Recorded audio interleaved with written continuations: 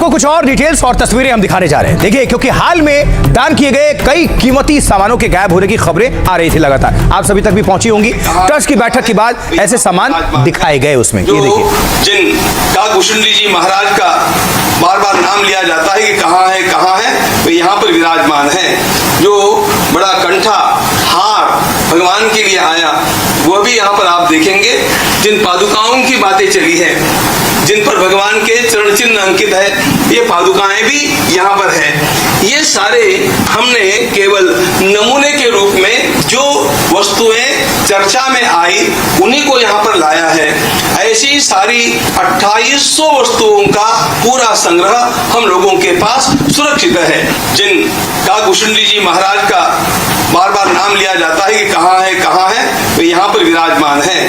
जो बड़ा कंठा हार भगवान के लिए आया, वह भी यहाँ पर आप देखेंगे। जिन पादुकाओं की बातें चली है, जिन पर भगवान के चरण चिन्ह अंकित है, ये पादुकाएं भी यहाँ पर है।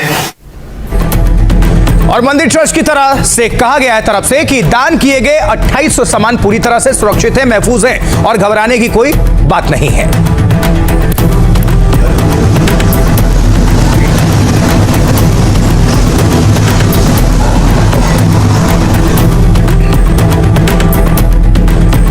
और साथ ही आपको बता दें, देखिए, सोने की 5 करोड़ की रामचरितमानस के गायब होने की भी खबरें सामने आई थी, लेकिन क्या वो गायब है या नहीं, आइए जरा पता करते हैं। देखिए, अब इस पर सच्चाई सामने आई है। पूर्व केंद्रीय गृह सचिव एस लक्ष्मी नारायणन ने गंभीर आरोप लगाए थे। एनडीटीवी से उन्होंने बातचीत करते हुए दान किए गए रामचरितमानस को लेकर सवाल पूछे थे। लक्ष्मी नारायण के मुताबिक उन्हें इसकी कोई रसीद नहीं दी गई थी। जिस जगह पर पहले रखा गया था वहां से हटा दिया गया था। करीब 5 महीने तक यह मौजूद था और बाद में कभी भी दिखाई ही नहीं दिया। चंपत राय से कई बार बात करने पर भी मामला सुलझ नहीं सका। राम मंदिर ट्रस्ट की तरफ से इस पर बयान सामने आया है। ट्रस्ट ने इसके गायब होने की खबर को अफवाह बताया है और ट्रस्ट के विशेष आमंत्रित सदस्य गोपाल राव का दावा है कि भेंट की गई सोने की श्री रामचरितमानस पूरी तरह से सुरक्षित है और इसके गायब होने की खबरें मात्र अफवाह भर हैं। श्रद्धालुओं से भ्रामक खबरों और अफवाहों पर ध्यान नहीं देने की अपील की गई है। ट्रस्ट ने कहा है कि दानदाता इसे आकर देख सकते हैं। यह पवित्र ग्रंथ पूरी तरह से सुरक्षित है और सुरक्षा कारणों से इसे लॉकर में रखा गया है, यह कहना है ट्रस्ट का। वहीं इस पर पूर्व गृह सचिव ने क्या कुछ कहा था और आज मंदिर ट्रस्ट की तरफ से क्या कुछ कहा गया है, दोनों को सुनिए। आरएसएस कार्यकर्ता मेरे को ले गए आरएसएस चीफ के पास। वो उन्होंने ही भेजा है कि उसकी पूजा चालू हो गई है और वापस उधर स्थापित हो चुकी है। तो मैं बहुत ही खुश हूँ और मेरे पूरे परिवार वाले खुश हैं, क्योंकि जिस उद्देश्य से हमने उसको रखवाया था, जिस आदर और जिस भावना के साथ रखवाया था, उसकी पूरी होगी। वो रामायण की पुस्तक कहाँ है और वो हमारे काकभूषुंडी जी महाराज कहाँ हैं, वो गले का हार कहाँ है और वो पादुकाएं कहाँ है। किस प्रकार की 2800 वस्तुओं का रजिस्टर हम लोगों के पास उपलब्ध है और वे सारी वस्तुएं सुरक्षित हैं। इन सब बातों को दृष्टिगत रखते हुए हम अब आगे जो काम करने वाले हैं वो काम इस प्रकार का होगा कि कहीं पर भी किसी को 1% भी कहीं दोष निकालने की क्षमता न रहे। इतना शुद्ध काम करके दिखाने के लिए हमारा यह न्यास अब कटिबद्ध है। जो उसमें सोना चांदी था वो सब दिखा दिया, वो सब ट्रस्ट में है, वो साबित करा दिए, दिखा भी दिए।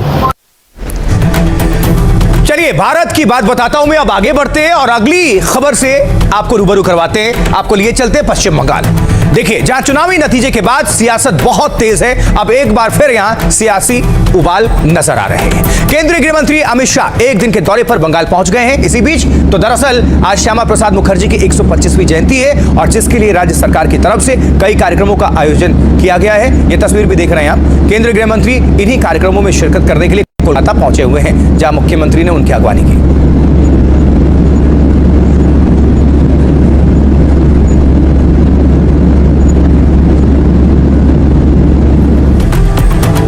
गृहमंत्री अमित शाह ने भारतीय जनता पार्टी के विचारक श्यामा प्रसाद मुखर्जी की 125 फुट ऊंची प्रतिमा स्थापित करने के स्थान पर भूमि पूजन और शिलान्यास किया है। यह प्रतिमा कोलकाता के इको पार्क में स्थापित की जा रही है।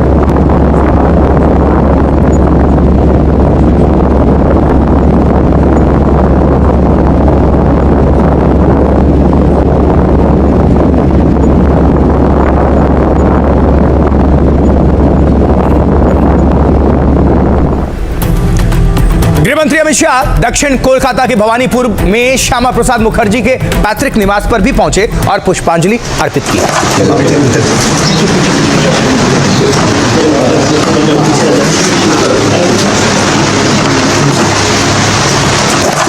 आगे बढ़ते हैं। देखिए, अब इससे जुड़ी यह खबर है कि चढ़ावा चोरी पर अयोध्या में ट्रस्ट की बैठक थी, तो मुख्यमंत्री योगी आदित्यनाथ प्रयागराज में मौजूद थे, जिसकी तस्वीरें अभी देख रहे हैं।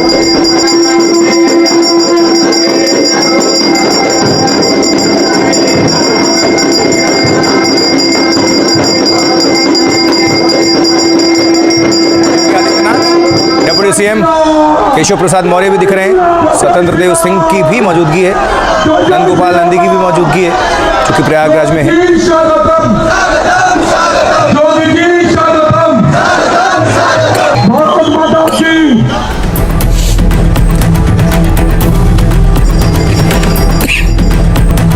उधर अखिलेश यादव की बात करें तो अखिलेश यादव ने चढ़ावा चोरी के आरोपी से बातचीत के आरोपों पर पहली बार जवाब दिया है और इस पर जोरदार पलटवार उन्होंने कर दिया है। देखिए, अखिलेश यादव लिखते हैं सोशल मीडिया पर, क्या लिखते हैं आइए जरा नजर डाल लेते हैं। देखिए, सार्वजनिक सार्वभौमिक वैधानिक चेतावनी। कहते हैं जितना सत्ता पक्ष के सांसद का विशेषाधिकार होता है, उतना ही विशेषाधिकार विपक्ष के सांसद का भी होता है। पुरुषोत्तम प्रभु राम जी की मर्यादा एवं सामाजिक शालीनता, सभ्यता एवं संसदीय परंपरा का मान रखते हुए हम भाजपा के सांसद को 10 मिनट का समय देते हैं कि वो इस झूठे ट्वीट पोस्ट को डिलीट कर दें, अन्यथा उनके खिलाफ तत्काल नामजद रिपोर्ट दर्ज कराई जाएगी।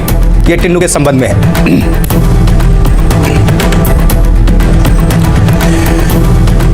तो देखिए, चढ़ावा चोरी के मुद्दे पर जमकर सियासत हो रही है, सियासी बयानबाजी भी हो रही है। कौन क्या कह रहा है, आइए सीधा आपके सामने रख देते हैं, नजर डालिए। अखिलेश यादव सबसे पहले अध्यक्ष समाजवादी पार्टी जितना सत्ता पक्ष के सांसद का विशेषाधिकार होता है, आपको बताया भी था हमने, उतना ही विशेषाधिकार विपक्ष के सांसद का भी होता है। हम बीजेपी नेता को झूठे ट्वीट पोस्ट को डिलीट करने का समय देते हैं, अन्यथा उनके खिलाफ तत्काल नामजद रिपोर्ट दर्ज कराई जाएगी। पीडीएस समाज एकजुट होकर इसका जवाब देगा। ब्रजेश पाठक कह रहे हैं कांग्रेस और सपा के लोगों ने लगातार राम मंदिर का विरोध किया है। ये वही लोग हैं जिन्होंने रामलला के निहत्थे भक्तों पर गोलियां चलवाकर अयोध्या धाम को खून से रंगने का काम किया था। पवन पांडे कह रहे हैं समाजवादी पार्टी के नेता हैं, राम मंदिर डकैती, चोरी और लूट के कारण पूरी दुनिया में कलंकित हुआ है। इसका कारण ट्रस्ट में बैठे लोग और ट्रस्ट के गुर्गे हैं। बीजेपी टिन्नू यादव अखिलेश की बात पर झूठ बोल रही है। बीजेपी 900 से ज्यादा बार दोनों की बात का रिकॉर्ड सामने लाए। इमरान मसूद नेता कांग्रेस, अयोध्या के राम मंदिर में चोरी हुई है, चोरी भी बहुत बड़ी हुई है। यहाँ 16 करोड़ श्रद्धालु आते हैं, कोई भी दर्शन करता है तो मुझे नहीं लगता कि 100 रुपए से भी कम देकर जाता होगा। ये चोरी केवल पैसों की नहीं है, ये आस्था पर चोट है। चढ़ावा चोरी के बाद विपक्ष जहां सरकार को घेरने में लगा हुआ है, वहीं सरकार विपक्ष को निशाने पर ले रहा है।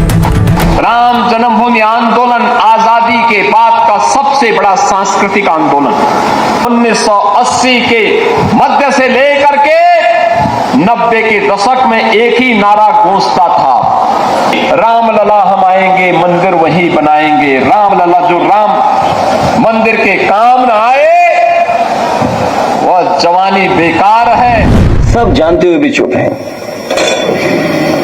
और राजनीति को समझ नहीं पा रहे। पावर स्ट्रगल इतनी है कि एक दूसरे को नीचा दिखा रहे हैं और ये डबल इंजन चल नहीं रहे, डबल इंजन टकरा रहे हैं। खजाना देख करके अंधे हो गए हैं लोग, भरा गए हैं बिल्कुल। प्रभु रामलला के भक्तों पर, निहत्थे भक्तों पर गोलियां चलवा करके अयोध्या धाम को खून से रंगने का काम किए थे।